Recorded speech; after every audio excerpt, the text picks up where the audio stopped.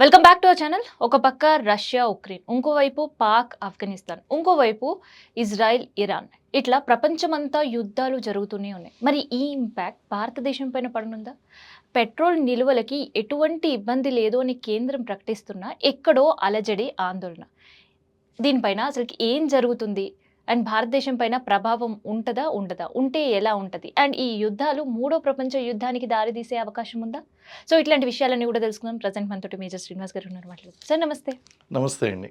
So గతంలో మనం Sindoor operation గురించి చాలా వీడియోస్ చేశాం. అవునండి. అవును. సో మళ్ళీ ప్రపంచంలో జరుగుతున్న యుద్ధాలు ఏంటి? హ్మ్. మొత్తం యుద్ధాల సీజన్ కనిపిస్తూనే ఉంది. సో దీని ఎఫెక్ట్ భారత్ పైన పడే అవకాశం ఉంటదా? యుద్ధ రంగంలోకి భారతదేశం దిగపోయినా సరే, యుద్ధానికి సంబంధించినటువంటి నష్టాలు భారతదేశం చవి చూడవలసి వస్తుందండి. కారణం ఏంటంటే, యుద్ధాలేమో ఇరాన్‌ది, అలాగే ఇజ్రాయిల్, అమెరికాది యుద్ధం. దాని ప్రభావం ఏమో ప్రపంచానిది. అలాగే భారతదేశం మీద కూడా ప్రత్యక్ష ప్రభావం, పరోక్ష ప్రభావం అనేటువంటిది పడబోతుంది. అలాగే కొన్ని రకాలైనటువంటి మత కల్లోహాలకి కూడా దారితీసేటువంటి పరిస్థితులు రాకుండా జాగ్రత్తలు తీసుకోవాల్సినటువంటి అవసరం ఉంది. ఆర్థికపరమైనటువంటి ప్రభావం ఉంది. అలాగే దౌత్యపరమైనటువంటి ప్రభావాలు కనిపిస్తున్నాయి. ఇవన్నీ కూడా ఓవరాల్‌గా కనుక చూస్తే యుద్ధం ప్రారంభించిందేమో ఇజ్రాయిల్ అండ్ ఇరాన్, అమెరికా. ప్రపంచ దేశాలన్నీ కూడా దీనికి సంబంధించినటువంటి ప్రభావాన్ని చవి చూడవలసి వస్తుంది. ఇది చాలా విచారించదగినటువంటి విషయం అండి. ఇరాన్, ఇజ్రాయెల్ యుద్ధం తర్వాత అమెరికా సపోర్ట్ చేయడం, ఆ తర్వాత ఇజ్రాయెల్ నుంచి స్పందన లేకున్నా అమెరికా నుంచే మోర్ ఓవర్ స్పందన కనిపిస్తుంది. అవును. సుప్రీం లీడర్‌ని చంపేయడం కావచ్చు, ఇంకో 5 వారాల పాటు కంటిన్యూ అవుతదని హ్మ్. కావచ్చు. సో ఈ విధంగా మేము మిసైల్స్ ప్రయోగిస్తున్నామని కావచ్చు, క్షిపణుల ప్రయోగాలు కావచ్చు. సో ఎప్పటికప్పుడు ట్రంప్ చేసే వ్యాఖ్యలు హ్మ్. ఎలా తీసుకోవాలి? అంటే మిగతా దేశాలన్నిటికీ how strong we are, how powerful we are అని చెప్తుందా అమెరికా? అసలు యుద్ధం ప్రారంభించింది అందుకండి. అండ్ ఫస్ట్ ఆఫ్ ఆల్ ఇంకొక మాట కూడా అనాలి. ఇది హ్మ్. ఒక ఆపరేషన్ లయన్ రోర్ అన్న పేరుతో ఒక ఆపరేషన్‌ని స్టార్ట్ చేసింది తప్ప యుద్ధాన్ని స్టార్ట్ చేయలేదండి. ఇది it's not full pledged war. Hmm. It is a proxy war అనొచ్చు, లేకపోతే వార్ ఆఫ్ అట్రిషన్ అనొచ్చు, లేకపోతే సైకలాజికల్ వార్‌ఫేర్ అనొచ్చు. హ్మ్. ఒక ఒత్తిడిని గురి చేయడం కోసం, ప్రపంచానికి పెద్దన్నగా అమెరికా ప్రూవ్ చేసుకోవడం కోసం. సింపుల్‌గా మన ప్రేక్షకులకు అర్థమయ్యే లాంగ్వేజ్‌లో చెప్పాలి అంటే, వెనిజులాలో ఆయిల్ నిక్షేపాలున్నాయి. యెస్. వెనిజులా మీద యుద్ధం చేయవలసినటువంటి అవసరం లేకుండానే, వెనిజులా అధ్యక్షుడిని, ఆయన యొక్క భార్యని కిడ్నాప్ చేసి, అమెరికా కోర్ట్‌లో శిక్ష వేసి ఆయన జైల్‌లో పెట్టడం అనేటిది జరిగింది. అక్కడ అగైన్ హిడెన్ ఏంటి అంటే ఎజెండా. ఆయిల్ ఎజెండా ఏంటి అంటే ఆయిల్ రిజర్వ్స్. ఇప్పుడు ఇరాన్ దగ్గర కూడా ప్రపంచంలో అత్యధిక ఉత్పత్తినిచ్చేటువంటి ఆయిల్ చమురు క్షేత్రాలు, బావులున్నాయి వాళ్ళ దగ్గర. దాని మీద కూడా అమెరికాకి కన్నుంది. కారణం ఏంటంటే ఎనర్జీ సెక్యూరిటీలో భాగంగా అమెరికాకి ఇది చాలా అవసరం. సో, ఇప్పుడు అక్కడ ఉన్నటువంటి పరిస్థితుల్ని వాటిని జాగ్రత్తగా ఎన్కాష్ చేసుకుంది అమెరికా. ఇజ్రాయెల్‌కి, ఇరాన్‌కి మధ్య ఉన్నటువంటి సమస్యను ఏదైతే ఉందో ఆ సమస్యని పర్ఫెక్ట్‌గా వాడుకుంది. ఏంటా సమస్య? అక్కడ హిజ్బుల్లా దాడులు, హమస్ దాడులు, హౌతీస్ దాడులు వీటినన్నిటిని కూడా ఇరాన్ ప్రోత్సహిస్తుంది. ఆ ఇరాన్ ఎప్పుడైతే ప్రోత్సహిస్తుందో ఆటోమేటిక్‌గా ఇది వీళ్ళ ఇజ్రాయెల్ యొక్క అస్తిత్వానికి దెబ్బ కాబట్టి, ఇజ్రాయెల్, అమెరికా మిత్రత్వం కొనసాగుతుంది. ఈ మిత్ర దేశాలు 2 ఇరాన్ మీద ఇజ్రాయెల్‌ని రెచ్చగొట్టాయి. ఇజ్రాయెలు ఇరాన్ మీద దాడి చేయడం అనేటిది జరిగింది. మరి ఇజ్రాయెలు ఎందుకు దాడి చేయవలసి వచ్చిందంటే, ఈ యొక్క తీవ్రవాద గ్రూపులు ఏదైతే ఉన్నాయో హమస్ గానీ, హౌతీస్ గానీ, లేకపోతే హిజ్బుల్లా గానీ, ఇవన్నీ కూడా ఇరాన్ యొక్క మద్దతుతో ఇక్కడ గొడవలనేటువంటివి సృష్టిస్తున్నాయి. వీళ్ళది అస్తిత్వం కోసం పోరాటం. ఎవరిది? ఇజ్రాయెల్‌ది. అలాగే అమెరికాది ఏంటి అంటే ఆధిపత్యం కోసం పోరాటం. ఇక్కడ కూడా ఇరాన్‌లో కూడా ఆయిల్ చమురు బావులున్నాయి. అలాగే ఇంకొక మాట ఏం చెప్తుంది అంటే ఇరాను, హ్మ్. చమురు శుద్ధి కార్యక్రమాన్ని ప్రారంభించి అణువాయుధాలను తయారు చేస్తాము అంటుందండి. యురేనియం శుద్ధి కార్యక్రమాలను ప్రారంభించి అణువాయుధాలు తయారు చేస్తాము అంటుందండి. ఈ యురేనియం శుద్ధి అనేటువంటిది ప్రపంచంలో అన్ని దేశాలు చేసుకుంటున్నాయి. శాంతి సమయాల్లో విద్యుత్ అవసరాల కోసం, ఎనర్జీ రిసోర్సెస్ కోసం వాడుకుంటున్నాయి. అలాగే అణువాయుధాలు కూడా ప్రపంచంలో అన్ని దేశాల్లో ఉన్నాయి. అదేం పెద్ద సమస్య కాదు ఈ రోజుల్లో. ఎందుకంటే ప్రతి దేశం కూడా అణువాయుధాలు అనేటువంటివి మెయింటైన్ చేస్తున్నాయి. మరి ఇరాన్ అణ్వాయుధాలు చేస్తానంటే అమెరికాతో పాటు ప్రపంచం అంతా ఎందుకు భయపడాలి అంటే, ఒక మత ఛాందసవాద దేశానికి తీవ్రవాద సంస్థలకు ప్రోత్సాహం ఇస్తున్నటువంటి ఇరాన్ లాంటి దేశం, అంటే అక్కడ హిజ్బుల్లాకి తీవ్రవాద సంస్థ మద్దతు ఇస్తుంది. హిజ్బుల్లా తీవ్రవాద సంస్థ, అలాగే హౌతీస్ తీవ్రవాద సంస్థ, హౌతీస్తో పాటు హమాస్ తీవ్రవాద సంస్థ. ఈ సంస్థలకు మద్దతు ఇస్తూ దీని దగ్గర అణ్వాయుధాలు పెట్టుకుంది అంటే చాలా టిపికల్ సిచ్యువేషన్. దాంతోపాటు మత ఛాందసవాదం అనేటువంటి చాలా ఎక్కువగా కనిపిస్తుంది ఇక్కడ. ఇలాంటి దేశంకి అణ్వాయుధాలు ఉండడం అనేటువంటి చాలా ప్రమాదకరమైనటువంటి విషయం. సో దీన్ని సాగ్గా చూపించి అమెరికా, ఇజ్రాయెల్ దాడులు అనేటువంటివి చేస్తున్నాయి. సరే, ప్రపంచం అంతా కూడా హర్షిస్తున్నాయి, శాంతి స్థాపన కోసం ట్రంప్ పోరాడుతున్నాడు. కానీ అట్ ది సేమ్ టైం విమర్శలు కూడా వస్తున్నాయండి. ఒక దేశ సార్వభౌమత్వాన్ని ప్రశ్నించడానికి ట్రంప్ నువ్వెవరివి, అమెరికా ఎవరు? ఒక దేశ అధ్యక్షుడిని నువ్వు కిడ్నాప్ చేస్తావా? లేకపోతే ఒక దేశ అధ్యక్షుడు నీ మాట వినడం లేదని, నీ ఒత్తిడికి లొంగటం లేదని బాంబు వేసి చంపేస్తావా? అంటే ఈ విధానాలు ఏదైతే ఉన్నాయో రేపొద్దున్న ఏ దేశమన్నా కావచ్చు. ఈరోజు నిన్న వెనుజులా, ఈరోజు ఇరాన్, రేపు భారతదేశం ఎందుకు కాకూడదు? అంటే నువ్వు ఏ దేశం పైకైనా సరే వెళ్తే ప్రపంచం అంతా చూస్తూ ఉంటుంది కాబట్టి నీ ధైర్యం పెరిగిపోతుంది. ఇదే ధైర్యాన్ని 1945 నుంచి అమెరికా కంటిన్యూ చేస్తుంది. 1945 నుంచి ఇప్పటి వరకు సుమారు 20-25 దేశాల అధ్యక్ష పాలనను మార్చినటువంటి ఘనత అమెరికాకు ఉంది. ఈ బ్యాడ్ హిస్టరీ అనేటువంటి క్యారీ చేస్తుంది అమెరికా. అలాగే సుమారు 70-75 దేశాల్లో ప్రజాస్వామిక ఎన్నికల్లో ప్రత్యక్షంగా కానీ పరోక్షంగా కానీ తలదూర్చింది అమెరికా. ఎవరు నువ్వు అసలు ఈ విధంగా? అంటే ఏం కావాలి? ఒకప్పుడు రవి అస్తమించినటువంటి సామ్రాజ్యం బ్రిటిష్ పాలన అనేటువంటిది, కాలనీస్ అనేటువంటివి వెళ్ళిపోయినాయి. ఇప్పుడు అమెరికా అనేటువంటిది ప్రతి దేశాన్ని కూడా పరోక్షంగా పరిపాలించాలనుకుంటుంది. ఆ దేశంలో ఉన్నటువంటి పరిపాలనను మార్చేయడం, లేదా రాజకీయ అస్థిరత అనేటువంటిది ఏర్పరచడం. రాజకీయ అస్థిరత ఏర్పరిస్తే అది ఇంక మళ్ళీ ఆర్థికంగా బలపడలేదు. ఇప్పుడు చూడండి, గత 3-10 yearsగా భారతదేశం 15 సంవత్సరాలుగా ఒక స్థిరత్వాన్ని చూసింది, రాజకీయ స్థిరత్వాన్ని చూసింది. ఈ రాజకీయ స్థిరత్వంలో ఒక వ్యూహం అనేటువంటిది ఏర్పడింది. ఆర్థిక అభివృద్ధి అనేటువంటి విషయంలో డిబేట్స్ ఉన్నప్పటికీ ఇప్పుడు ప్రపంచ దేశాల్లో భారతదేశం కూడా ఆర్థికంగా సరసన నిలబడేటువంటి స్థాయికి ఎదగగలిగింది. అలాగే దౌత్యపరంగా ఎన్నో విజయాలు సాధించగలిగింది. ఆపరేషన్ సింధూర్ లాంటి ఆపరేషన్స్ కండక్ట్ చేసి పాకిస్తాన్కి బుద్ధి చెప్పగలిగింది. ట్రేడ్ వార్ఫేర్ జరుగుతున్నప్పుడు ఆ ఒత్తిళ్లకు కొంతవరకు తల ఒగ్గినప్పటికీ మనం అయితే విత్స్టాండ్ అనేటువంటి చేయడం జరిగింది. ఇవన్నీ కూడా ఎందుకు సాధ్యమైంది అంటే రాజకీయ. ఇక్కడ ఒక విషయం గుర్తుపెట్టుకోవాలి ప్రేక్షకులు, నేను ఏ రాజకీయ పార్టీకి నేను సపోర్ట్ చేయడం లేదు, నేను జరుగుతున్నటువంటిది నేను కేవలం విశ్లేషిస్తున్నాను. I'm not pro BJP or anti other opponent parties అనేటువంటి విధంగా నేను మాట్లాడట్లేదండి. ఒక రాజకీయ స్థిరత్వం అనేటువంటిది ఏదైతే ఉందో ఆ స్థిరత్వం అనేటువంటిది ఎప్పుడు కూడా స్టెబిలిటీ. అమెరికా ఏం చేస్తుందంటే ప్రపంచ దేశాల్లో ఆ స్థిరత్వాన్ని దెబ్బ కొడుతుందండి. సో అక్కడ మనం ఇబ్బంది పడుతున్నాం. ఎస్, మీరేదో అంటున్నారు. ఇందాక ఒక 2 రోజుల క్రితం ట్రంప్ ఇంకొకటి ప్రకటించారు, ఇరాన్ సిద్ధంగా ఉంది శాంతి చర్చలకు, కానీ ఆ టైం దాటిపోయింది, it's too late. So it's too late అని. ఈయన ఎవరండి డెడ్ లైన్ విధించడానికి? ఆయనకి ఫస్ట్ చర్చలు చేయడానికి ఆయన సిద్ధంగా ఉంటే కదా. ఫస్ట్ ఇరాన్తో చర్చలకు ఆయన సిద్ధంగా లేడు. ఆయన ప్రీఎంప్టివ్ స్ట్రైక్స్ ఎందుకు చేయిస్తాడండి? 40-42 రోజులు బట్టి చర్చలు అంటున్నాడు. చర్చలు అన్నప్పటికీ కూడా అతనికి కావాల్సింది ఏంటంటే అతనికి అనుకూలంగా ఇరాన్ని మార్చుకోవడం, అక్కడ ఆయిల్ ఆధిపత్యం అనేటువంటిది, ఎనర్జీ సెక్యూరిటీ అనేటువంటిది పొందడం, అక్కడ శాంక్షన్స్ ఏదైతే విధిస్తున్నారో మరిన్ని శాంక్షన్లు విధించడం, అక్కడ ఉన్న అధ్యక్షుడు అంటే అక్కడ సుప్రీం లీడర్ అంటాం, సుప్రీం లీడర్ ఇవన్నీ పట్టించుకోకుండా సైలెంట్గా ఉండాలి. అది అతనికి కావాల్సింది. అది ఏ దేశం ఒప్పుకుంటుంది? ఇరాన్ కూడా ఒప్పుకోదు. ఇరాన్ కూడా ఏముందంటే నువ్వు యురేనియం శుద్ధి కార్యక్రమాన్ని ఆఫ్ చేసే, ఈ యొక్క న్యూక్లియర్ మిజైల్స్ ప్రోగ్రామ్ ఏదైతే ఉందో దాన్ని ఆఫ్ చేసే. నువ్వు ఎందుకు ఒప్పుకుంటుంది? అది దానికి ఉన్నటువంటి ఇంట్రెస్ట్ దానికి ఉంది మధ్యప్రాచ్యంలో. సో ఇక్కడ ఇరాన్ దాడులు ఆపట్లేదు. అవునండి. చాలా పీస్‌ఫుల్‌గా ఉండే దేశాలు హ్మ్. అమెరికాకి సపోర్ట్ చేస్తున్నాయి అనే కారణంతో కూడా హ్మ్. ఆ దేశాల్లో ఉండే కాన్సులేట్‌ల పైన కూడా దాడులు జరుగుతున్నాయి. అవునండి. ఎలా తీసుకోవచ్చు? నిజంగానే ఇరాన్ కూడా మేము యుద్ధానికి సిద్ధమే ఉన్నాము. మేమెక్కడ ఓడిపోలేము అన్నట్టుగా అనిపిస్తుంది.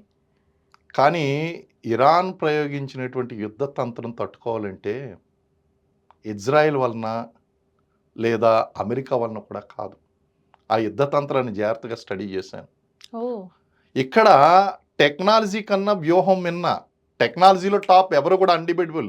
ఏంటి మేజర్ గారు ఇలా చెప్తున్నారు? అమెరికా దగ్గర ఉన్నటువంటి టెక్నాలజీ మీకు తెలుసా? లేతే యూఎస్ ఎయిర్ ఫోర్స్ గురించి తెలుసా?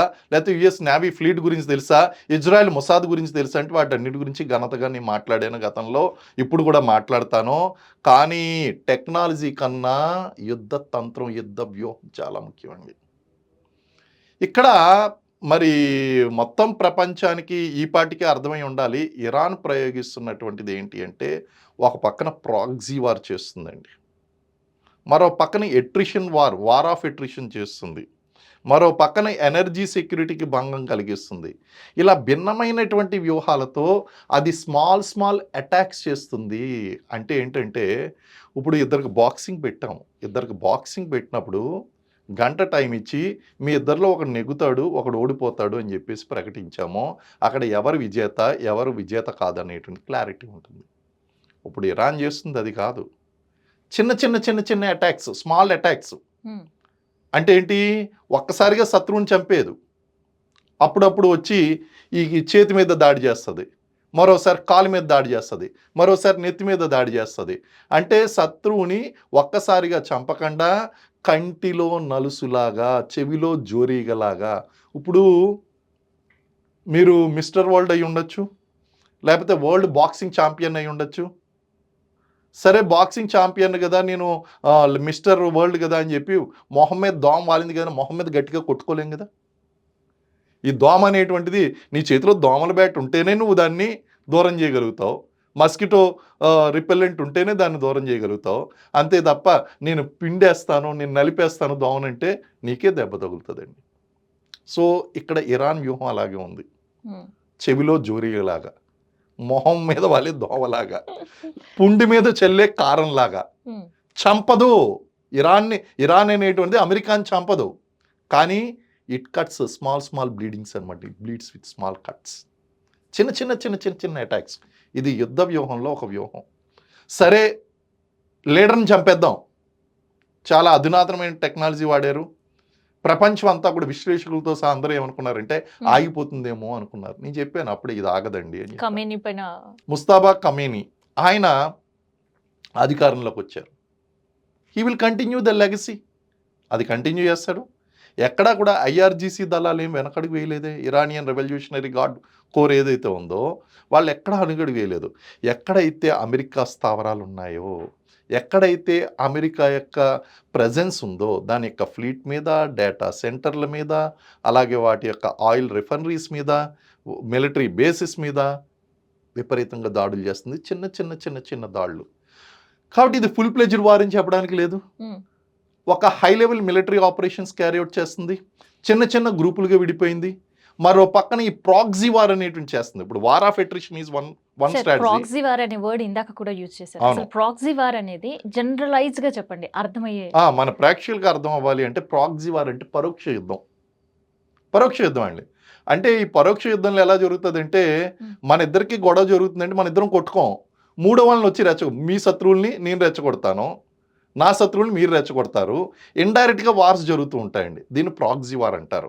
ఇక్కడ కూడా ప్రాక్సీ వార్ ఎలా జరుగుతుంది అంటే ఇక్కడ మిలిటెంట్ గ్రూప్స్ కొన్ని ఉన్నాయి. హ్మ్. అది ఇందాక కూడా నేను చెప్పాను. అవును. హౌతీస్, హిజ్బుల్లా, హమస్ ఇవన్నీ కూడా మిలిటెంట్ గ్రూప్స్ అండి. ఇవన్నీ కూడా ఎవరి ఆధీనంలో ఉండి పనిచేస్తున్నాయంటే ఎవరి యొక్క ప్రభావం ఉంది వీళ్ళ మీద అంటే ఇరాన్ యొక్క ప్రభావం ఉంది. ఇదేం చేస్తుంది వీళ్ళని రెచ్చగొడుతుంది. హమాస్ దాడులు ఇజ్రాయెల్ మీద జరుగుతూ ఉంటాయి. హిజ్బుల్లా దాడులు జరుగుతూ ఉంటాయి. హౌతీస్ ఆ యొక్క సముద్రపు దొంగలండి వాళ్ళు. వాళ్ళు ఏంటంటే హర్మూజ్ జలసంధి నుంచి దేన్ని కూడా పోనివ్వరు. హ్మ్. అటాక్ చేస్తారు, ఆక్రమిస్తారు. వాళ్ళని హ్యూజ్ ర్యాన్సాకింగ్ ఉంటుంది. ఇవన్నీ కూడా చేస్తూ ఉంటారండి. ఇవన్నీ కూడా చిన్న చిన్న చిన్న మూకలండి. మీరు ఎంత బలవంతులైనా కావచ్చు. నేను ఒక్కటే ఉదాహరణ ఇస్తున్నాను. 1967లో నక్సల్బరీలో నక్సలైట్ ఉద్యమం పుట్టింది. భారతదేశం వీక్ అని మీరు ఒప్పుకుంటారా? మన ఆర్మడ్ ఫోర్సెస్ వీక్ అని మీరు ఒప్పుకుంటారా? లేకపోతే మన పోలీస్ ఫోర్సెస్ వీక్ అని మీరు ఒప్పుకుంటారా? అయినా మరి వాళ్ళ ఎందుకు కోసం కంట్రోల్ ఆపరేషన్ చేయలేకపోయాం? కాగార్ అనేది స్టార్ట్ చేసిన పరిస్థితి ఈ రోజుకి కూడా కంటిన్యూ అవుతుంది. నక్సలిజాన్ని మనం కంట్రోల్లోకి తీసుకురాలేకపోయాం. ఎస్ అమెరికా శక్తివంతమైనటువంటి దేశం కదా. మరి అమెరికా మీద కూడా ఆ రోజు ట్విన్ టవర్స్ మీద ఉసామా బిన్ లాడెన్ మరి చేసినప్పుడు వాళ్ళు ఏం చేయలేని పరిస్థితి. ఆ తర్వాత ఆయన వెతికి పెట్టి కలుగులో ఉన్నటువంటి ఎలకను బయటికి తవ్వి తీయడానికి కొండంత అవ్వాల్సి వచ్చింది వాళ్ళు. అంటే ఈ ప్రాక్సీ వార్ అనేటువంటిది ఎలా ఉంటుంది అంటే, మీరు డైరెక్ట్గా యుద్ధంలో దిగితే తెలిసిపోతుందండి.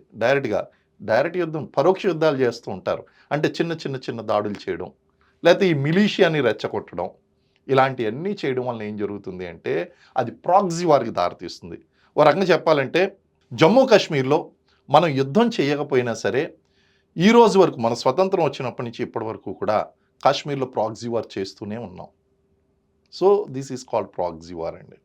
ఈ ప్రాక్సీ వార్ అనేటువంటిది ఇప్పుడు నడుస్తుంది అక్కడ. Proxy war. So war of attrition నడుస్తుంది, ప్రాక్సీ వార్ నడుస్తుంది.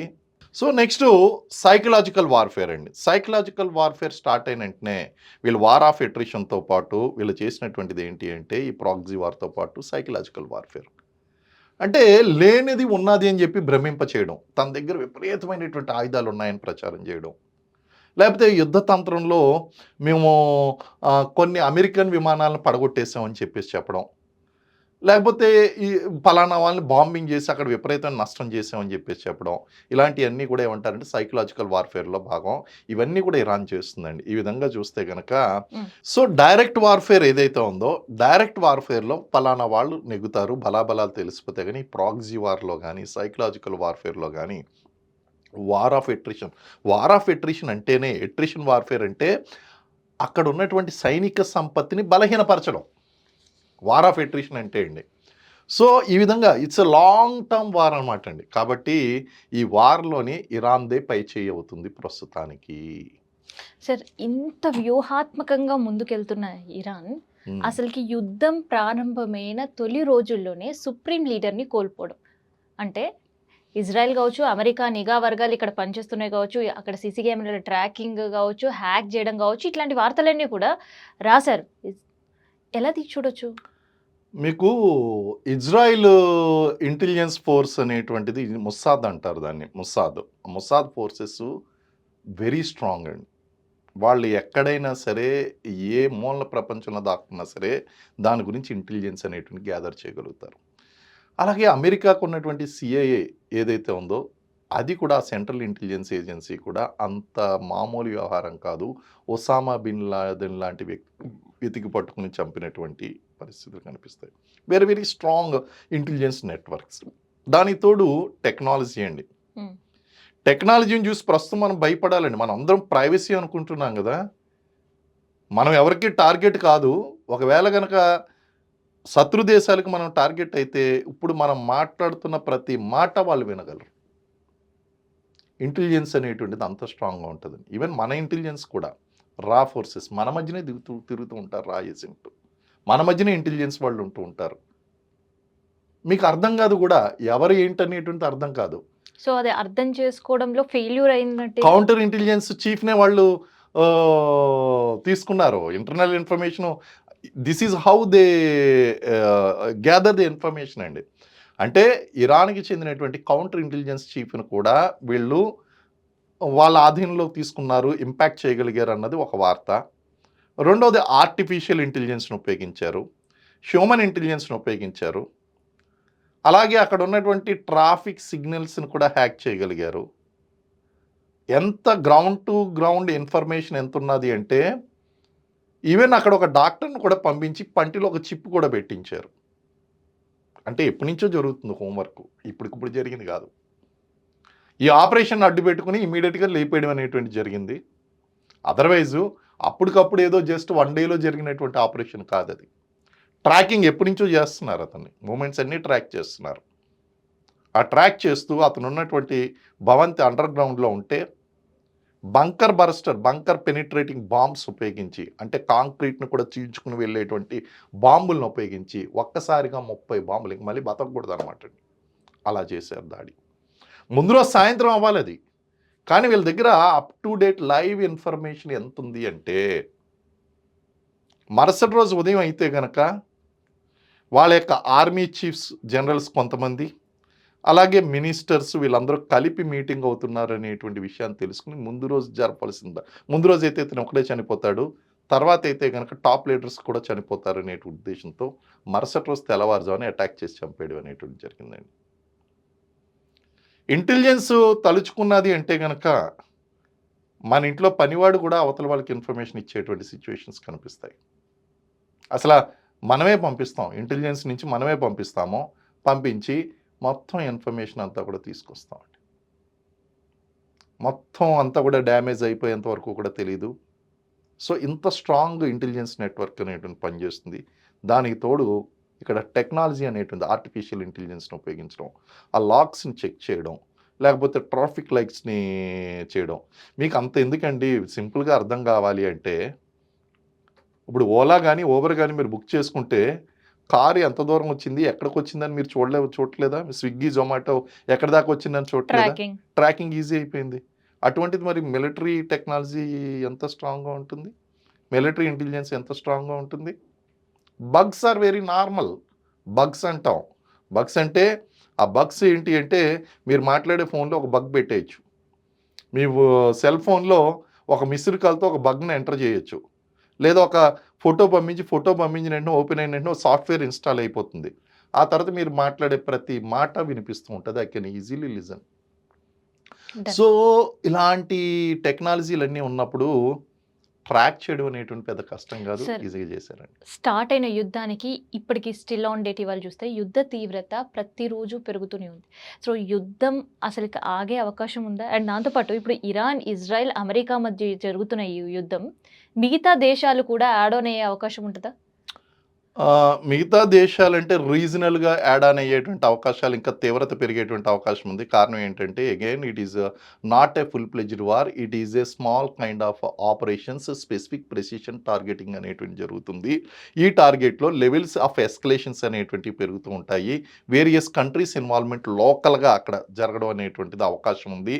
ప్రాక్సీ వార్ కనుక పెరిగినట్లయితే ఈ యొక్క హిజ్బుల్లా కానీ లేకపోతే హౌతీస్ కానీ ఈ దాడులు అనేటువంటివి ఇంకా తీవ్రతరమైనట్లయితే, అలాగే ఆల్రెడీ ఇరాన్ అనేటువంటిది అమెరికన్ అలీస్ అంటే అమెరికా యొక్క మిత్ర దేశాలు ఏదైతే ఉన్నాయో ఆ మిత్ర దేశాల యొక్క స్థావరాల మీద దాడులు చేయడం జరిగింది. బహ్రెయిన్ మీద దాడి చేసింది, కువైట్ మీద దాడి చేసింది, సౌదీ అరేబియా మీద దాడి చేసింది. ఇవన్నీ కూడా ఏంటి అంటే దాని యొక్క మిత్ర దేశాలు అనొచ్చు, లేకపోతే ఈ యొక్క ప్రాక్సీ వార్ని ఎంకరేజ్ చేస్తున్నటువంటి తీవ్రవాద సమూహాలు ఉన్నటువంటి ప్రాంతాలు కావచ్చు.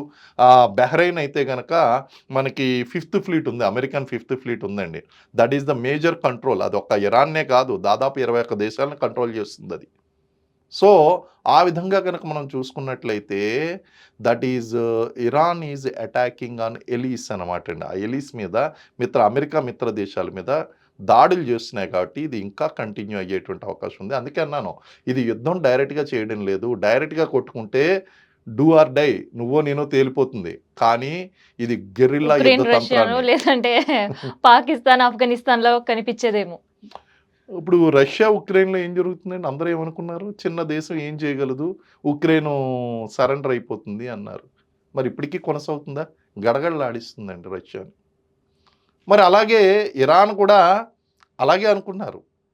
కానీ అది అనుసరిస్తున్నటువంటి గెరిల్లా యుద్ధ తంత్రం ఏదైతే ఉందో, ప్రాక్సీ వార్, ముఖ్యంగా ప్రాక్సీ వార్ ఏదైతే ఉందో దాన్ని ఎదుర్కోవాలి. వార్ ఆఫ్ ఎట్రిషన్ని, ప్రాక్సీ వార్ని, సైకలాజికల్ వార్ఫేర్ని ఎదుర్కోవడం అంత ఈజీ కాదు. ఈ తంత్రాలతో ముందుకెళ్తుందండి. భారత్ గేమ్ చేంజర్ అయ్యే అవకాశం ఉంటుందా రాను రోజుల్లో? భారత్ దగ్గరికి ఖచ్చితంగా వస్తారు అని చెప్పి నేను అనుకుంటున్నాను. కానీ ఇక్కడ గేమ్ స్పాయిలర్ ఒకడు ఉంటాడండి. ప్రతి గేమ్లోనూ కూడా ఒక గేమ్ స్పాయిలర్. నేను నెగ్గకపోయినా పర్లేదు, నేను ఓడిపోయినా పర్లేదు, అవతలోడు నెగ్గకూడదని ఆలోచించేవాడు ఒకడు ఉంటాడు. వాడే అమెరికా. యాక్చువల్గా ప్రజెంట్ కండిషన్లో కనుకైతే India would have a benefit, definite advantage of subside the problem అండి. ఎందుకంటే ఇజ్రాయెల్కి మంచి మిత్ర దేశము, ఇరాన్కి మంచి మిత్ర దేశము, అలాగే మనకి we have good hold in middle east కంట్రీస్తో మంచి సంబంధాలను మనం ఏర్పరచుకున్నాం. దాదాపు 1,80,00,000 నుంచి 1,00,00,000 మంది దాకా భారతీయులు గల్ఫ్ దేశాల్లో పనిచేస్తున్నారు. దౌత్య సంబంధాల్లో మనం చాలా అద్భుతంగా విజయాలు సాధించాం 15 సంవత్సరాలుగా. కాబట్టి ఖచ్చితంగా మనం విజయం సాధిస్తాము ఈ యుద్ధాన్ని ఆపడంలో. అయితే గేమ్ స్పాయిలర్ ఎవరు? అమెరికానే. America, Trump. ట్రంప్‌కి ఇష్టం ఉండదు. అమ్మో! నాకొచ్చే నోబెల్ శాంతి బహుమతి ట్రంప్ గారు ఎత్తుకుపోతే కష్టం గదా! సారీ మోడీ గారు మోదీజీ. మోడీజీ ఎత్తుకుపోతే కష్టం గదా! కాబట్టి భారతదేశానికి మాత్రం పేరు రానివ్వను. ఆయన ఒప్పుకోడండి. మనం చెప్పినట్టు దేనికి ఒప్పుకోడు. ఉమ్. మనం మన మీద టారిఫ్స్ విధిస్తుండే నాయన టారిఫ్స్ తగ్గించు అన్న మాటనే వినలేదు. సుప్రీంకోర్టు చెప్పినా వినని పరిస్థితి. ఎవరిని విన్న పరిస్థితి. ట్రంప్ ఏంటంటే అండి గతంలో అమెరికన్ ప్రెసిడెంట్ ఎలా ఉండేవాడంటే వెనకాల ఉన్నటువంటి అడ్వైజర్స్ కొంతమంది ఉంటారండి. ఆ అడ్వైజర్స్ చెప్పిన దాన్ని బట్టి ఈయన తన స్టేట్మెంట్‌ని, తన ఆలోచనని మార్చుకుని పరిపాలన చేస్తాడండి. ఇప్పుడు ట్రంప్ ఎలా ఉంటాడంటే అనాలోచితంగా ఒక స్టేట్మెంట్ ఇస్తాడు. ఆ స్టేట్మెంట్ అడ్జస్ట్ అవ్వడం కోసం చుట్టూ ఉన్న వాళ్ళు పనిచేస్తూ ఉంటారండి. Trump is very typical guy. And ఓ రకంగా చెప్పాలి అంటే ట్రంప్ యొక్క ప్రవర్తన వల్ల అమెరికా దేశమే కాదు. ఇప్పుడు అమెరికా చూస్తూ ఉండండి ఎన్ని ఆర్థిక కష్ట నష్టాల్లో వెళ్ళిపోతుందో మీరు చూస్తూ ఉండండి. నేను అమెరికాకి అదే. శిక్ష అదే వేసుకుంది. ఉమ్. మనల్ని ట్రేడ్ వార్ఫేర్ చేసి మనల్ని ఇబ్బంది పెట్టినందుకు ఈరోజు ఏం చేసింది అంటే అక్కడ కందిరీగల తొట్టుంటే తేనె తీసుకుందాం, లేకపోతే అక్కడ తేనెటీగల తొట్టుంటే తేనె తీసుకుందాం అని వేలు పెట్టి ఇప్పుడు కరిపించుకునే పరిస్థితి అమెరికాకు వస్తుంది చూస్తూ ఉండండి. సరే, అమెరికా కనిపించుకుంది కానీ మళ్ళీ ఆర్థిక సంక్షోభంలో కనుక అమెరికా వెళ్ళిపోతే మిగతా మళ్ళీ మన మీద అన్ని పడతాడండి. దేశాలపైన టారిఫ్లు పెట్టే అవకాశం ఉంటుందా? అదే కదా చెప్తున్నాను. ఇప్పుడు నెక్స్ట్ ఏం చేస్తాడంటే నేను మునుగుతా, దాని నుంచి మిమ్మల్ని ముంచుతానా? తను మునిగిపోతూ చుట్టూ ఉన్న వాళ్ళని ముంచుతాడు. టారిఫ్లు పెంచుతాడు. లేకపోతే మళ్ళీ అప్రజాస్వామ్యకంగా వెళ్తూ ఉంటాడు. అండ్ ట్రంప్ యొక్క ఆలోచనే చాలా డిఫరెంట్‌గా ఉందండి. ఇంకో విషయం కూడా చెప్పాలి అంటే ట్రంప్‌కి ఒక బలమైనటువంటి కోరిక అసలు అమెరికాలో మూడోసారి అధ్యక్ష పదవికి ఎక్కేటువంటి అవకాశం లేదండి. కానీ ఎలాంటి మొండివాడంటే రాజ్యాంగాన్ని కూడా సవరించి ఉమ్. నేను మూడోసారి అధ్యక్షుని అవుతే ఏంటి తప్పు అనే విధంగా అతని ఆలోచనలు ఉన్నాయి. అయితే అవన్నీ జరగని పనులు అనుకోండి, పక్కన పెట్టేసేయండి. కానీ ఎంత భయంకరమైన ఆలోచన ఉన్నటువంటి వ్యక్తికి ఎప్స్టీన్ ఫైల్స్‌లో ఇతని పేరు బయటకొచ్చింది. Yes. అదే టైంకి ఇక్కడ కూడా యుద్ధం చర్చలు రా- విఫలమైనయి. చర్చలు విఫలం అవడానికి ఎప్స్టీన్ ఫైల్‌కి ఏమన్నా సంబంధం ఉందా? ఇయన్నీ కూడా అనాన్సర్డ్ క్వెషన్స్ అండి. సార్, హిడెన్ ఎజెండాలో హెప్స్టీన్ ఫైల్స్ కూడా ఒక కారణమేనా? ఇది ఎప్స్టీన్ ఫైల్ ఖచ్చితంగా one of the reason. Diversion. Diversion politics, diversion international geo politics. ఎందుకంటే ఇప్పుడు ఎవరన్నా సరే ఎప్స్టీన్ ఫైల్స్ గురించి మాట్లాడుతున్నారో చెప్పండి ఒక గత వారం రోజులుగా. ఈవెన్ ఆఫ్ఘనిస్తాన్, పాకిస్తాన్ గురించి కూడా మాట్లాడటం లేదు. ఇరాన్, ఇజ్రాయెల్, అమెరికా వార్ గురించి మాట్లాడుతున్నంతగా. ఎస్. అంటే ఆ విధంగా కనుక చూసుకుంటే ఒకవైపు ట్రంప్‌కి చాలా పర్సనల్ డ్యామేజ్ ఉందండి ఇందులో. ఎస్. పాక్ ఆఫ్ఘనిస్తాన్ జరుగుతున్న యుద్ధం గురించి మాట్లాడకుండా ఎప్స్టీన్ ఫైల్ గురించే లో లెవెల్ గా కూడా ఒక మీటింగ్స్ అయ్యే పరిస్థితి. అందులో వీళ్ళ పేరుంది, వాళ్ళ పేరుంది, వాళ్ళ పేరుంది. End of the day Trump ప్రధానంగా పేరుంది. ఉన్నాడు. ట్రంప్ ప్రధానంగా ఉన్నాడు. మరి ఇవన్నీ కూడా ఇప్పుడు చూడండి సడన్‌గా ఎవరు మాట్లాడడం మానేశారు. ఓన్లీ యుద్ధానికి సంబంధించి. హిడెన్ ఎజెండాలో ఆయిల్, ఎప్స్టీన్ ఫైల్స్. ఓపెన్ ఎజెండాలో యురేనియము, అలాగే అక్కడ ఉన్నటువంటి పాలనని చేంజ్ చేయడం. Simple. Then, open agenda, hidden agenda అమెరికాది. సో భారతదేశం పైన హ్మ్. ఎలాంటి ఇంపాక్ట్ పడే అవకాశం ఉంది? యెస్. మనకైతే లాంగ్ ఇంపాక్ట్ ఉంటుందండి. ఇమ్మీడియేట్ ఇంపాక్ట్ కాకపోయినా త్వరలోనే ఇంపాక్ట్ స్టార్ట్ అవబోతుంది. ధరలు పెరుగుతాయి, ఇన్ఫ్లేషన్ పెరుగుతది, చమురు రేట్లు, ఆయిల్ ఎనర్జీ మీద ప్రభావం చూపించబోతుంది. అయితే మే నాట్ బి ఇమ్మీడియేట్, బట్ ఇలాగే గనక మంత్స్ టుగెదర్ కొనసాగినట్టయితే దాని ఇంపాక్ట్ స్టార్ట్ అవుతుంది. మే not be immediate oil prices అనేటువంటిది. ఎందుకంటే మనకు కొంతవరకు ఆయిల్ రిజర్వ్స్ అనేటువంటివి కొంతవరకు ఉన్నాయి. దాంతో మేనేజ్ చేస్తాం. అలాగే రష్యా కూడా ముందుకొస్తుంది. రష్యా ముందుకు రావడం వలన ఆ ఎనర్జీ సెక్యూరిటీలో మనం కొంతవరకు safe gourd అయిపోతామండి.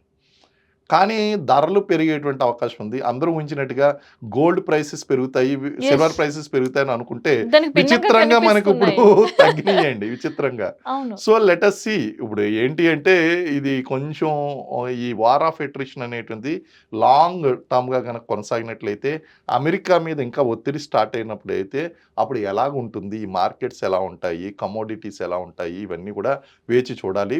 May not be immediate impact అయితే లేదు. We need to wait and see అనమాట.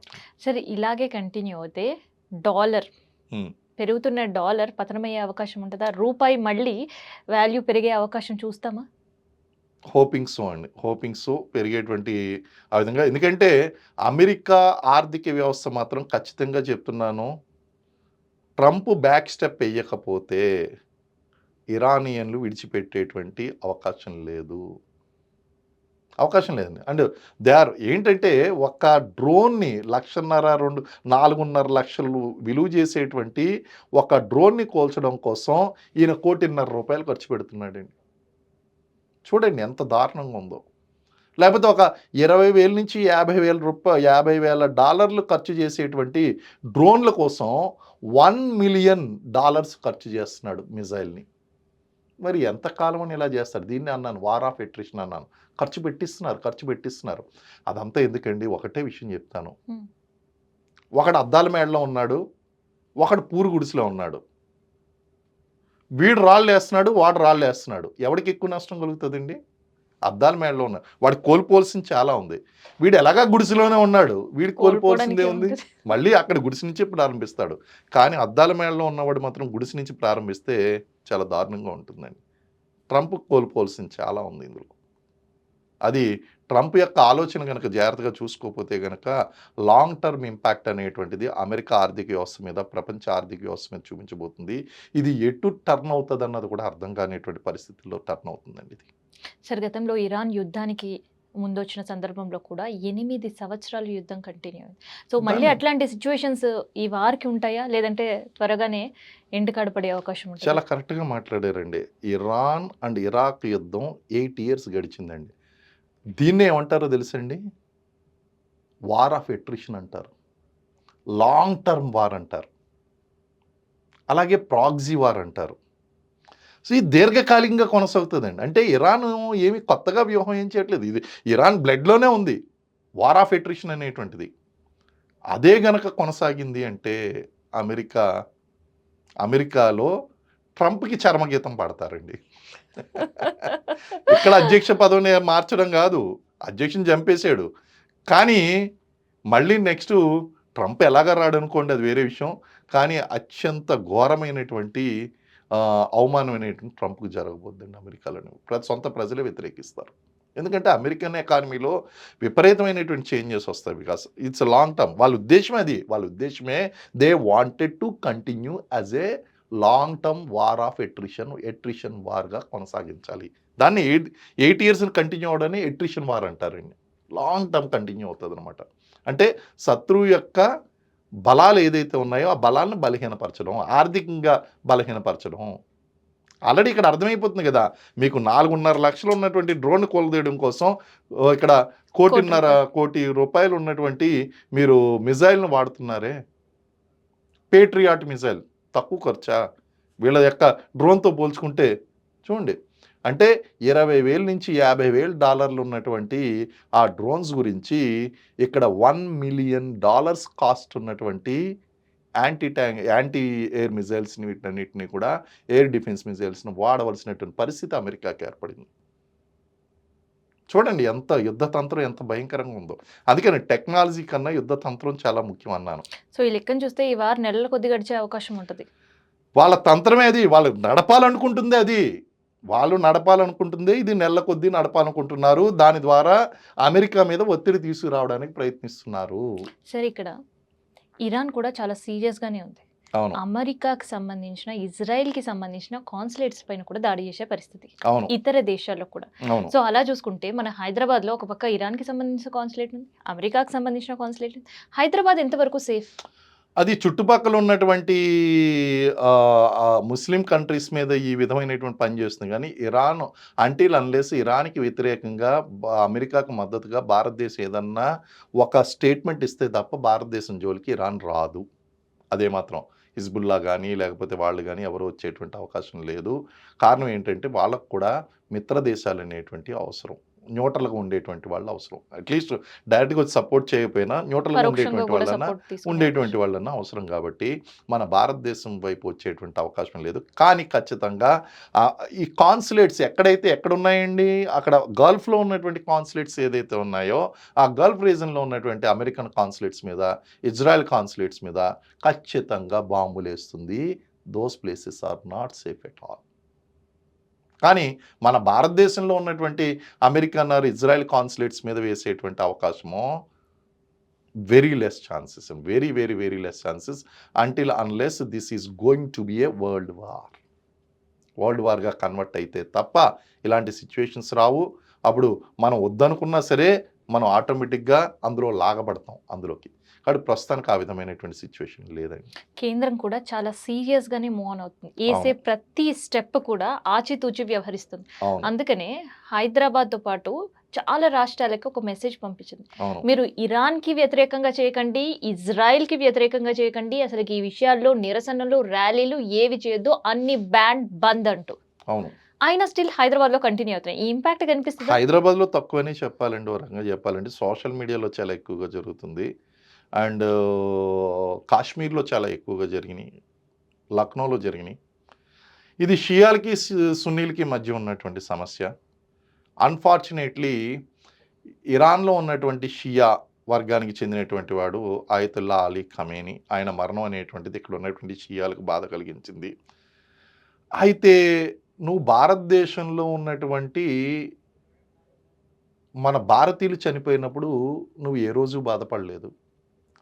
భారతదేశంలో ఉన్నటువంటి అనేక ముస్లింలు చనిపోయినప్పుడు నువ్వు బాధపడలేదు. ఈరోజు తీవ్రవాద భావాలు ఉన్నటువంటి ఒక షియా నాయకుడు ఇరాన్లో చనిపోతే నువ్వు బాధపడుతున్నావు. మరి ఇరాన్ వెళ్ళిపోవచ్చు కదా. నువ్వు భారతదేశంలో ఉండి అక్కడ నువ్వు ఇరాన్కి మద్దతు ప్రకటించాలి, లేదా తీవ్రవాద భావాలు ఉన్నటువంటి వ్యక్తులు చనిపోతే అక్కడ మిలీషియా, ఓ రకంగా చెప్పాలంటే షియా మిలీషియా అనేటువంటిది పనిచేస్తుంది. ఆ షియా మిలీషియా పనిచేస్తున్నటువంటి ఆ యొక్క నాయకుడు చనిపోతే నువ్వు మద్దతు ప్రకటిస్తున్నావు అంటే ఇది ఎంతవరకు సమంజసం? అందుగురించే ఇది మత కల్లోహాలకు దారి తీయబోతుంది. కాబట్టి ఎవరైనా సరే రెచ్చగొట్టేటువంటి వ్యాఖ్యలు చేస్తే వాళ్ళని తీసుకెళ్ళి లోపలేయమని చెప్పారు, వాళ్ళని క్లోజ్గా అబ్జర్వ్ చేయమని చెప్పారు. మత ఛాందస వార్త నాయకులు ఎవరు కూడా ఓపెన్గా స్పీచ్లు ఇవ్వకూడదని చెప్పారు. అన్ని రకాల జాగ్రత్తలు తీసుకుంటున్నాం. కారణం ఏంటి అంటే అక్కడ ఇరాన్ సపోర్ట్ చేస్తున్న ఇరాన్ నాయకుడు ఎవరైతే ఉన్నాడో ఆ ఇరాన్ నాయకుడు ఆయతుల్లా అలీ ఖమేని అనేటువంటి వ్యక్తి షియా వర్గానికి అలాగే షియా మిలీషియాకి ఈయన సపోర్ట్ చేశాడు. అందుగురించి ఇక్కడ ఉన్నటువంటి వాళ్ళు చాలామంది వాళ్ళు ఏడవడం జరిగింది, వాళ్ళ యొక్క బాధను తెలియజేయడం జరిగింది. మరి అయితే మన దగ్గర ర్యాలీల్లో ఉన్నారు. మరి సున్నీలు కూడా ఉన్నారు కదండి మన దగ్గర సున్నీలు ఉన్నారు, షియాలు ఉన్నారు. కానీ మన దేశంలో జరుగుతున్నటువంటి దారుణాలకి ఏ రోజు కూడా స్పందించినటువంటి వారు ఈరోజు ఇరాన్లో ఉన్నటువంటి నాయకుడు చనిపోతే ఎందుకు మీరు స్పందిస్తున్నారు? మరి దేశానికి మాజీ అధ్యక్షుడైనటువంటి అబ్దుల్ కలాం ఆజాద్ గారు చనిపోతే ఏ రోజు నువ్వు రోడ్డు మీదకి వచ్చి ఏడవలేదే? మరి ఈరోజు నువ్వు ఎందుకు ఏడుస్తున్నావు అలీ ఖమేని చనిపోతే? అంటే భారతదేశం కన్నా నీకు ఇరాన్ ముఖ్యమా? ఇరాన్తో మనం మిత్రదేశంగానే మనం భావిస్తున్నాము. కానీ ఇలాంటి కొన్ని చర్యలు ఏదైతే ఉన్నాయో ఈ చర్యలు అనేటువంటివి it is raising eyebrows to the common man in India. సరే, ఇప్పటికే చూస్తున్నాం Ukraine Russia war, Iran Israel US కొత్తగా యాడ్ అయింది. ఆల్రెడీ పాకిస్తాన్ ఆఫ్ఘనిస్తాన్ జాయిన్ అయ్యి కంటిన్యూ అవుతుంది. సో ఆల్రెడీ ఈ 4 దేశాల జాబితాలో మళ్ళీ 3 దేశాలు కూడా జాయిన్ అయ్యే అవకాశం ఉంటుందా? ఇది కూడా ఒక సుదీర్ఘంగా ఉండే అవకాశం ఉంటుందా యుద్ధం? ఇరాన్, ఇజ్రాయెల్ అండ్ అమెరికా కూడా సుదీర్ఘంగా కొనసాగిస్తామని అటు ట్రంప్ చెప్తున్నాడు. ట్రంప్ ఏమో 4, 5 వారాల్లో ముగిస్తామని చెప్తున్నాడు. ఇరాన్ అయితే మాత్రం ఇది ఖచ్చితంగా వార్ ఆఫ్ అట్రిషన్ కింద తీసుకొని హ్మ్. దాన్ని సుదీర్ఘంగానే కొనసాగించడానికి గతంలో ఇరాన్, ఇరాక్ వార్ ఏదైతే మనకి ఒక 8 ఇయర్స్ పాటు కొనసాగించిందో అదే విధంగా ఇది కూడా కొంచెం ఖచ్చితంగా ఇయర్స్ టుగెదర్ కొనసాగించడానికే ట్రై చేస్తుంది. అలాగే రీజనల్ కంట్రీస్ అన్నిటి మీద కూడా దాడులు చేయడం ద్వారా అమెరికా మీద పరోక్ష ఒత్తిడి అనేటువంటిది తీసుకొస్తుంది. ఏంటంటే వీళ్ళందరూ తిట్టుకోవాలి. ఇప్పుడు ఇరాన్ దాడి చేయడం వల్ల ఇప్పుడు నువ్వు అనవసరంగా